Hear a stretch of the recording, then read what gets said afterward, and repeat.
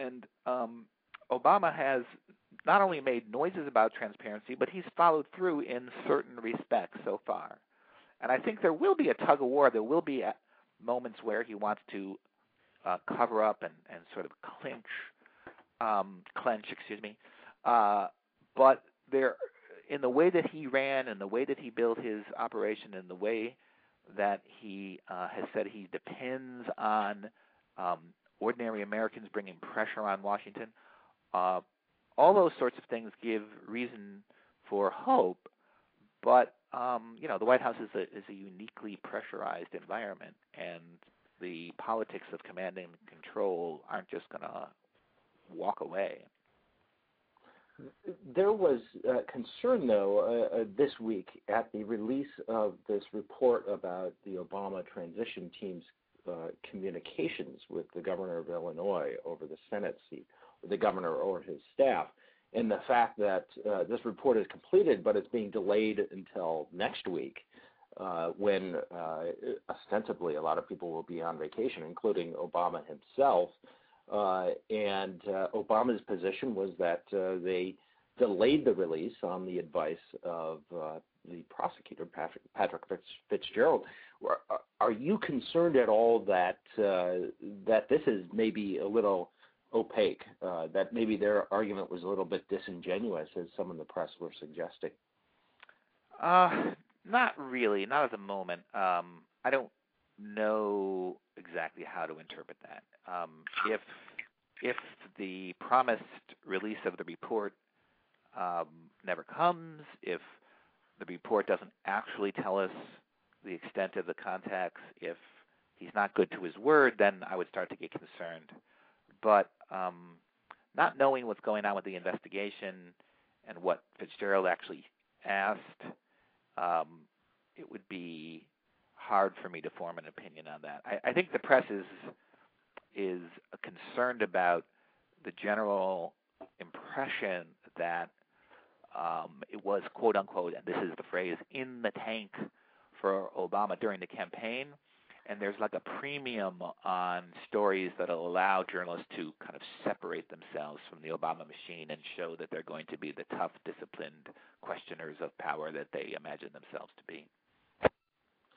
Jay, I wanted to get to a few more questions from Megan and Teresa. Megan, are you back? Yes, I am back. Do you have questions for Jay? I do. Jay, there's been a lot of buzz about companies like Google maybe purchasing some of the newspapers that are not doing well fiscally at the moment. Do you see any problems or with that as a model? I know search engine optimization isn't necessarily a journalism ethic. I have read those stories about Google possibly buying the New York Times, and they're never based on any facts as far as I can see. I consider that to be an extremely unlikely scenario.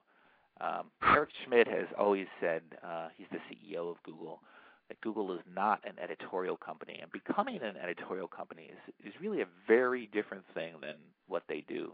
So I think that is, maybe it's wishful thinking, maybe it's desperation, I'm not sure, but I have never seen a single fact that would suggest to me that Google has any intention whatsoever of buying the New York Times. And from people I've talked to in Google, I've never heard any such indication either.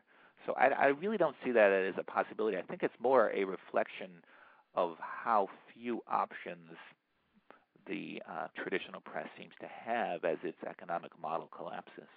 And do you think that that is possibly going to lead to maybe more negative news coverage in this coming year? I mean, a lot of things are going to be difficult for citizens to work through with the economy and other things. But if journalists themselves are feeling the heat and they're angry that their companies are imploding, what do you think that'll do to the quality of the news?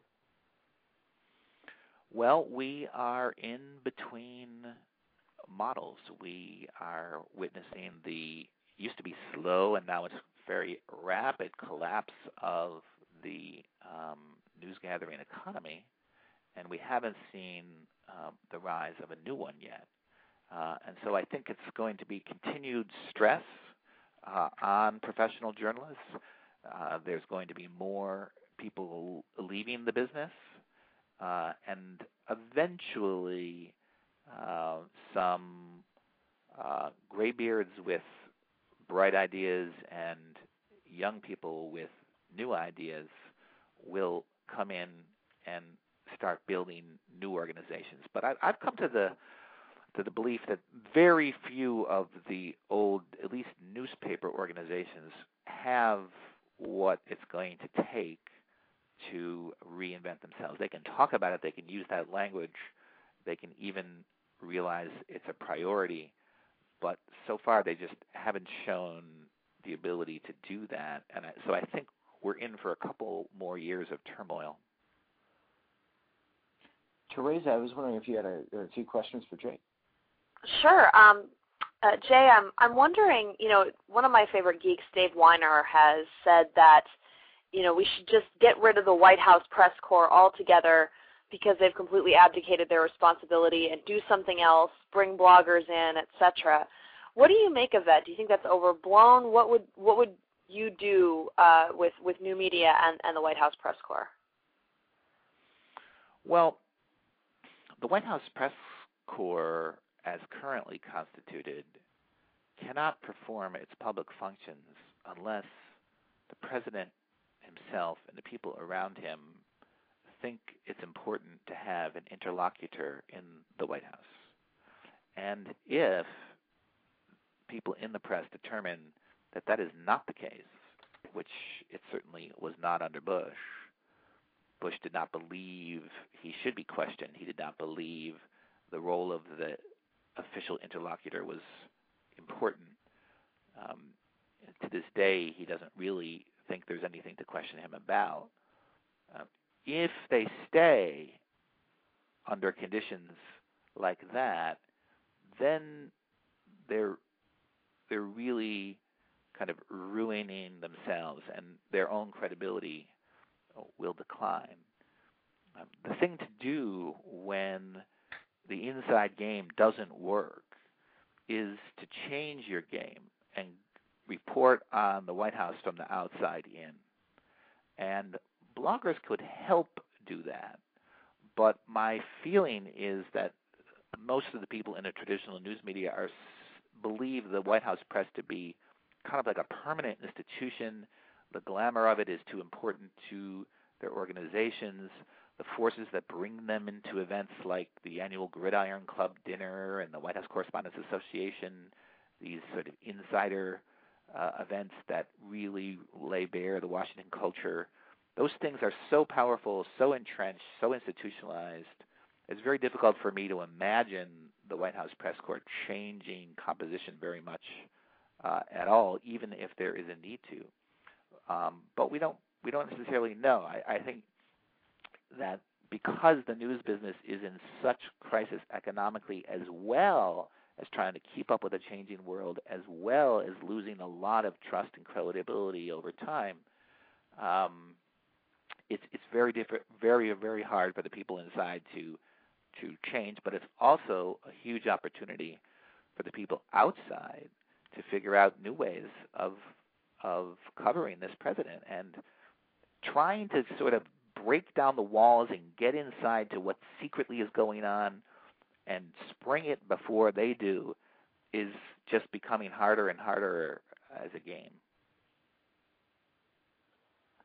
Jay, I want to thank you very much for being here, and hopefully we can have you on again sometime, especially as we see this all play out. I think it's going to be a fascinating scenario to see really how traditional media and the blogging community interact as this administration begins. Jay, thank you for being here. My pleasure. Thanks for having me.